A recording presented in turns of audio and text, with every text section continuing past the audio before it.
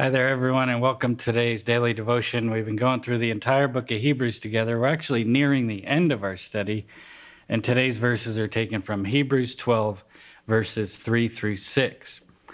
In the last few chapters, we've been shown first who our faith is in and who our salvation has been purchased by, the one who all other types and shadows had pointed to, none other than the beloved Son of God, our great and sympathetic high priest, who gives us direct access to the Father through his atoning death on the cross, and who, though he was dead, has risen, is now seated at the right hand of God as he lives to make intercession for us. That's who our faith is in. He's the author and perfecter of our faith. Then we've been shown what faith is. It's a gift that gives us the assurance of things hoped for and the conviction of things not seen. Then we're shown what faith looks like in action. And as we've traveled through the hall of faith, getting us to ask the question, what is faith producing in my own life? Now, for some of the Hebrews, they'd begun to question their faith as temptation to flee from persecution and return back to the comfort and familiarity of their previous faith. So now the writer turns once again to address this problem to show that by doing so would only invite the discipline of God. Since we have such a great cloud of witnesses in the hall of faith, let us also lay aside every weight and sin that clings so closely, and let us run with endurance the race that's set before us. Well, how do we do that? Well, we look to Jesus, the founder and perfecter of our faith, and learn what our lives should look like as he sets the pattern for us to follow. Let's look at the example he sets and read our passage together. Consider him who endured from sinners such hostility against himself, so that you may not grow weary or faint-hearted. In your struggle against sin, you've not yet resisted to the point of shedding your blood. And have you forgotten the exhortation that addresses you as sons? My son, do not regard lightly the discipline of the Lord, nor be weary when reproved by him.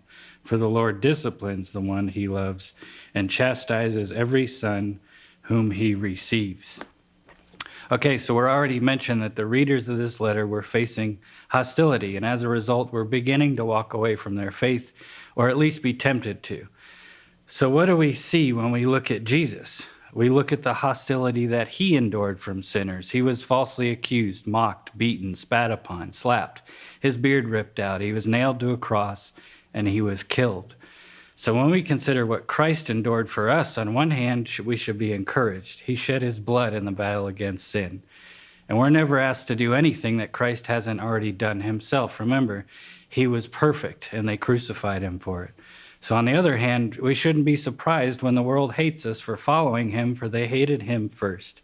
It's actually a privilege to be considered worthy to suffer with him, because we'll not only suffer with him, but we'll also be glorified with him. So when we're tempted to turn to the right or to the left and fall into that temptation, what's going to happen is that God will discipline us in order to draw us back. He's going to allow things to happen in our life that lead us to a place, once again, of recognizing our need of him. Not because he enjoys afflicting punishment, but instead because he loves us, and God disciplines the ones he loves. His concern is always for our eternal good, so he allows temporal consequences and sufferings to conform us more and more into the image of his beloved Son. So perhaps it's a good time to recognize where you've made compromises in your walk of faith. Where have you turned to the right or to the left instead of pursuing him on the narrow path? Perhaps some of those difficult things in life that God has allowed are a direct result of his discipline upon you. So I would urge you to spend some time today in reflection of your life's current circumstances and know that God loves you and is drawing you near to himself by those very things that maybe we're trying to wish or even pray away. God sanctifies through friction, so recognize those areas not as punishment, but as opportunities to fix your eyes on Jesus and not grow weary or faint-hearted in them, but instead thank God for them as he's molding you more and more into the image of Christ by them. None of it's wasted, as the sovereign hand of God is using these things for his good and his glory. God bless you all as you draw near to him. Recognize your need to travel on the narrow path that Christ has already walked as our perfect example. God bless you guys as you go in him.